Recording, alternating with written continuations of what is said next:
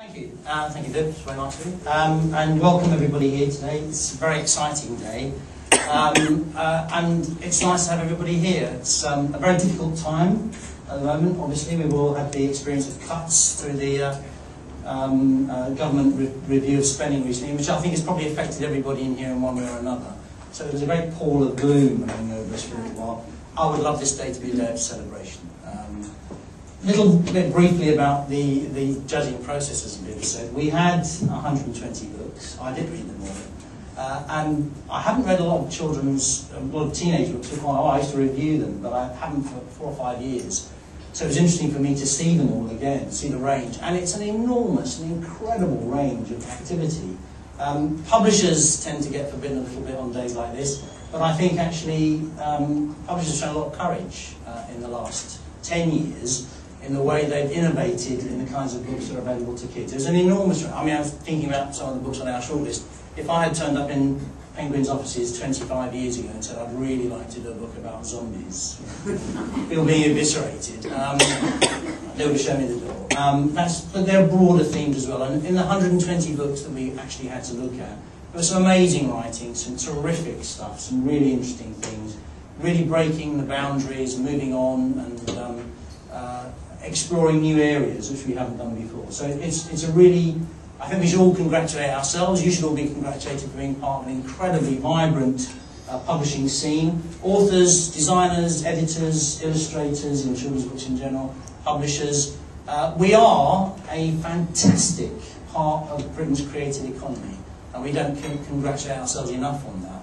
I think the figure is 7% of this country's gross domestic product is related to creative activities. We play a very big part in that. If you go to any country in the world and look in a bookshop, you'll see books produced by people like yourselves. So this is a day of celebration, and I think you'll be very happy to be here. I am. The judging process itself, obviously we had a team of judges, and I had to manage that team. We had the very wonderful Mary Hoffman, who I've known for a long time, who was a terrific judge. We had Barbara Band, who I've never met before, but actually I really enjoyed working with Barbara. Barbara Ellen, who sadly can't be here today. If she was a male judge, I'd say she had man flu, but she actually has the real thing. So she can't be here, I'm afraid. She was great, really interesting. And of course we had Claudia, our young judge, who was pretty awesome, I have to say. She was really good. Terrific judgments and really interesting. And then of course later on we had the 4 young judges. The process of judging, which took quite a long time, the reading and judging, was very interesting. The actual meetings we had were sometimes, and some members of the team, the judging team, were difficult, fractious, threw tantrums when they couldn't get their own way, were generally unpleasant, but at least you had the teenage judges there to keep us calm. And we managed it in the end. We did have some extraordinarily interesting debates about literature, about writing, about the books in the shortlist. Some very close-run things. I think, as usual on these judging panels, some people really were advocates for particular books. But actually everybody was very objective and looked at books in genres they wouldn't usually read, and were very open to quality. And we had a vast range of quality. And eventually we came up with our shortlist, which was really terrific, and we had the full judging team. It was back in September, was it? Yeah. I must say as well, I get all the ticking the boxes I go through mentally. The team that handled everything, Claire in particular, our wonderful prizes manager, Claire and Sarah, and everybody else from Booktrust were great. It was terrific. Big parcels of books arrived. They managed us on the day. They sat there listening to us. We got very heated and managed everything very well. We had some very pleasant meetings, among some of the most pleasant, interesting meetings I've ever had in 30-odd years of being involved in this business. But the day came and we sat down, we looked at our shortlist, and the 4 other teenage judges. We have Chelsea, put your hands up please, I need to see you. Chelsea, Hannah, Poppy, and Theo. Great, Theo's the only other male in the room, so he had to look after me.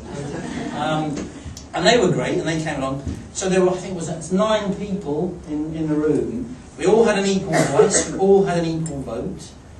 We went through all, and they were just as awesome actually. They were terrific. They'd all read the shortlist books with an enormous attention to detail, and had really tried, to be objective about them as well. And we had some great discussions, and they really made us think very hard So it wasn't just the grown-ups telling the kids what to do, it was the kids telling us what to do.